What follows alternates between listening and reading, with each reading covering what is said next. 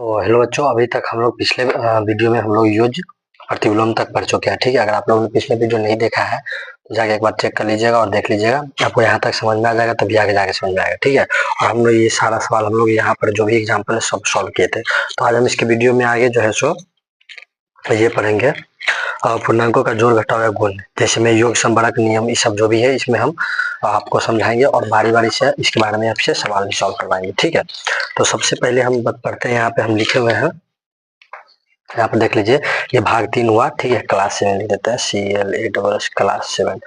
नहीं समझ में आए तो कान आंख जो है ना सब वहाँ मतलब क्या बोलते हैं उसको खोल के पढ़िए और समझ में आ जाएगा। पूर्णांकों के जोड़ घटाव के गुण, देखिए ये क्यों किया जाता है गुण, क्योंकि इससे क्या होता है जोड़ घटाव करना आसान हो जाता है बाबू। समझ में आ रहा है कुछ, इसीलिए ये नियम पढ़ा जाता है। सबसे पहला योग का समृद्ध गुण या संबरक नियम। देखिए इसका दोनों नाम होता है, संबरक नियम या समृद्ध गुण एक ही होता है।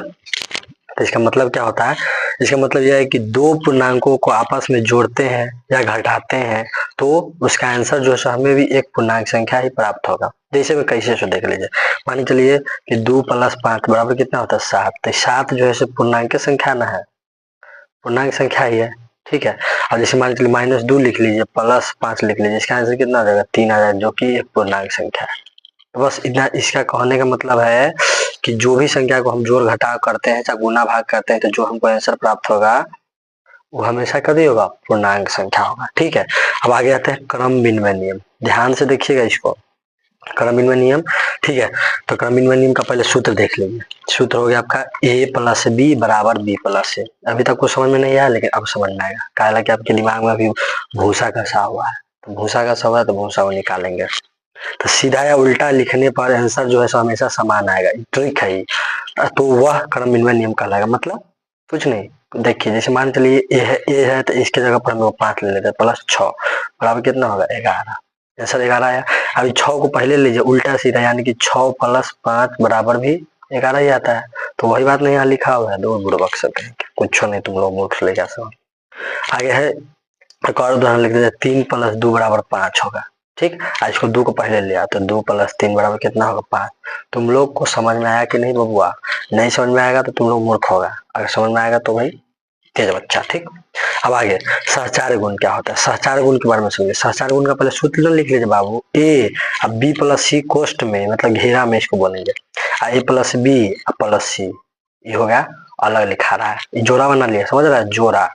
ये बिना जोड़ा बना ले, इसका ना वैल्यू भी हम हटा देंगे। देखो जैसे मान लीजिए एक जगह पर कुछ 3 को तुम संख्या लो, पहले कोई तुम्हारा मर्जी, 5 लो +4 लो +3 लो, तो कह रहा है कि हम दोनों जोड़ा बनाएंगे, तो इसको दोनों को जोड़ा बनाएंगे, बना दिए।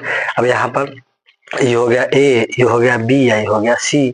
अब इसका आंसर करेंगे तो कितना होगा 5 + 7 बराबर 12। 7 8 9 10 11 12 होता है, जोड़ के नहीं दिखाएंगे नहीं तो पीटेंगे सबको।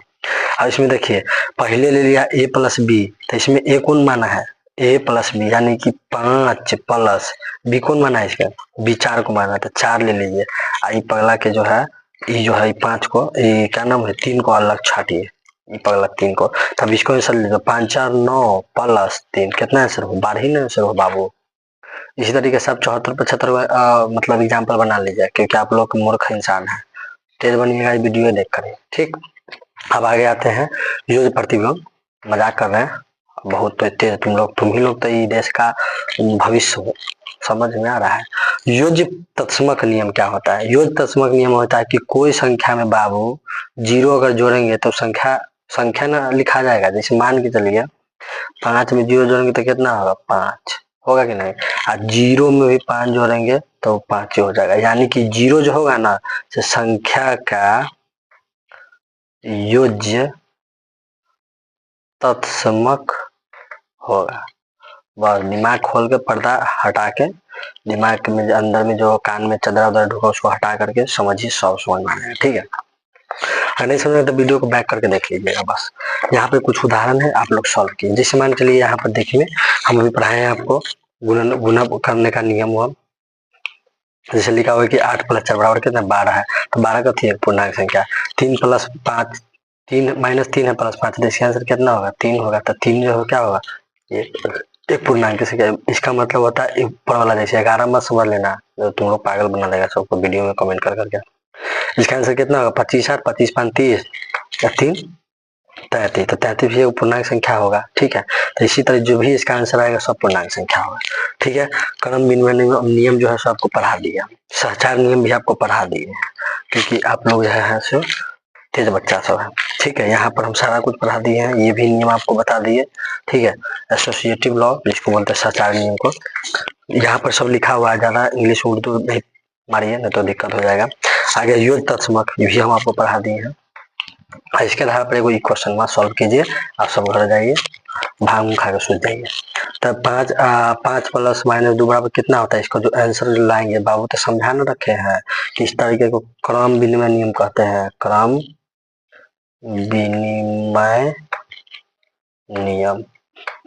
बाबू ये कहती है 5 देख रहा है दोनों जोड़ा बनाया था, जोड़ा जब बनाया तो सहचार कर देंगे, कुछ नहीं सहचार नियम,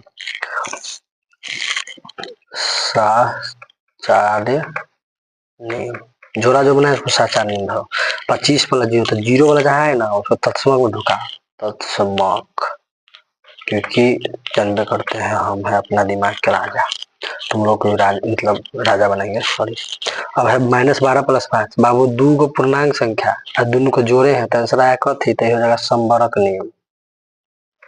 कहानी खत्म, पैसा हजम। तो वीडियो अच्छा लगेगा तो प्लीज चैनल को मारिएगा सब्सक्राइब, और ऐसा वीडियो देखने के लिए जितना मूर्खावाद दोस्तों सबको शेयर कीजिए। ठीक है, तो मिलते हैं नेक्स्ट वीडियो में। आगे देखते हैं कि जो भी है पूरे इस चैप्टर को देख लीजिएगा ना, गारंटी बता रहे हैं, एक क्वेश्चन नहीं भूलिएगा, पूरा चैप्टर को देखो और हिला